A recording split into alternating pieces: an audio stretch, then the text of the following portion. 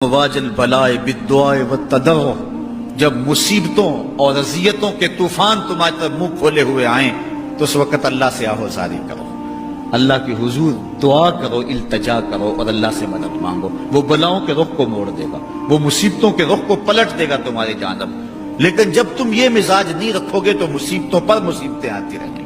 حضرت موسیٰ علیہ السلام کے پیٹ میں درد کا احساس ہوتا ہے تو کوہ طور پہ چلے گئے، کیسے جلیل القدر نبی تھے، اللہ سے ڈائریکٹ رابطے تھے، اور جا کے کہا مالک میرے پیٹ میں درد ہو رہا ہے۔ اللہ اکبر۔ گھر کے نجی معاملے بھی رب سے ڈسکس کرتے تھے، اور کوئی جو ہے وہ ایسی چیز ہوتی وہ بھی رب سے ہی عرض کرتے تھے۔ کہا میرے مالک میرے پیٹ میں درد کا احساس ہو رہا ہے، دوائی کی پوری لینی ہے تو وہ بھی جا کے کوہ طور سے رب سے ہی لیتے تھے۔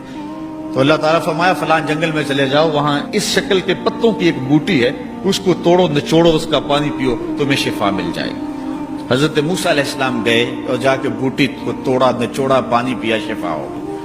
کچھ عرصہ بیتا، دوبارہ اسی طرح کا درد جاگا۔ اب نسخہ تو ذہن میں تھا، کوہ طور پہ نہ گئے، اس جنگل میں چلے گئے اور جا کے بوٹی کو توڑا، اس کے پتے نچوڑے، پانی نکالا، پیا، لیکن درد اور زیادہ بڑھ جاتا۔ پھر دوبارہ آئے کوہ طور پہ، کہا مالک میں نے اسی درد پہ دوبارہ وہی بوٹی کا پانی پیا ہے لیکن درد بڑھ گیا ہے۔ کہا موسیٰ اب جو آئے ہو کوہ طور پہ پہلے ہی آ جاتے۔ تو عرض کی مالک بوٹی بھی وہی اور درد بھی وہی۔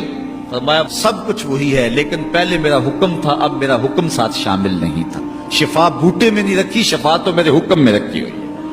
اس لیے ڈاکٹر کے پاس جاؤ، حکیم کے پاس جاؤ، لیکن شفا اللہ سے مانگو کہ شفا ہمیں دینے والا وہ ہے۔ وہ ایک وسیلہ ہے، ایک ظاہری طریقہ ہے۔ حضور علیہ الصلوۃ والسلام اللہ اکبر کیا خوبصورت ارشاد فرما رہے ہیں، حسنوا اموالکم بالزکات، اپنے اموال کو زکات سے پاک کرو، وداووا مرضاکم بالصدقہ، اور اپنے مریضوں کا علاج صدقے سے کرو۔ حضور علیہ السلام نے ارشاد فرمایا کہ بندہ کہتا ہے میرا مال، اس کے مال تین ہیں۔ ایک مال وہ جو اس نے کھایا اور ضائع کر دیا، دوسرا اس کا مال وہ ہے جو اس نے پہنا اور پرانا کر دیا، اور تیسرا اس کا مال وہ ہے جو اس نے آگے بھیج دیا۔ فرمایا باقی اس کے وارثوں کا ہے، اس کا نہیں ہے۔ اس لیے ہم راہ خدا میں خرچ کرنے کا مزاج بنائیں، اس سے مال گھٹتا نہیں ہے، اس سے مال بڑھتا ہے۔ بلکہ جب راہ خدا کے اندر ہم خرچ کرتے ہیں تو ہمارا جو دوسرا مال ہے وہ بھی پاک ہو جاتا ہے۔ اللہ کے محبوب کا ایک فرمان سنیے جس کو حضرت حسن بصری رضی اللہ تعالیٰ عنہ بیان کرتے ہیں، حسنوا اموالکم بالزکات وداووا مرضاکم بالصدقہ واستقبلوا امواج البلاء بالدعاء والتضرع۔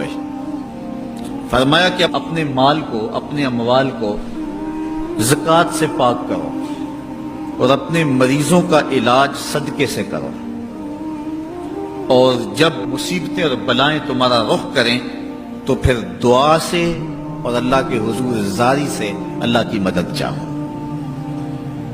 آج ہم صدقے کا مزاج بہت کم کر چکے ہیں۔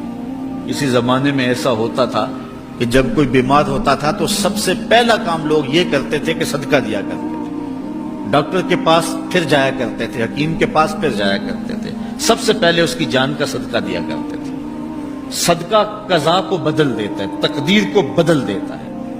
صدقہ سے اپنے مریضوں کا علاج کرو۔ اصل ڈاکٹر کے پاس جانا، علاج کروانا سنت ہے، اس کی ممانعت نہیں ہے، لیکن یہ بات ہمیشہ ذہن میں رکھیے گا کہ ڈاکٹر کے پاس دوا ہے، شفا نہیں ہے۔ شفا اللہ کے دستے کرم میں ہے۔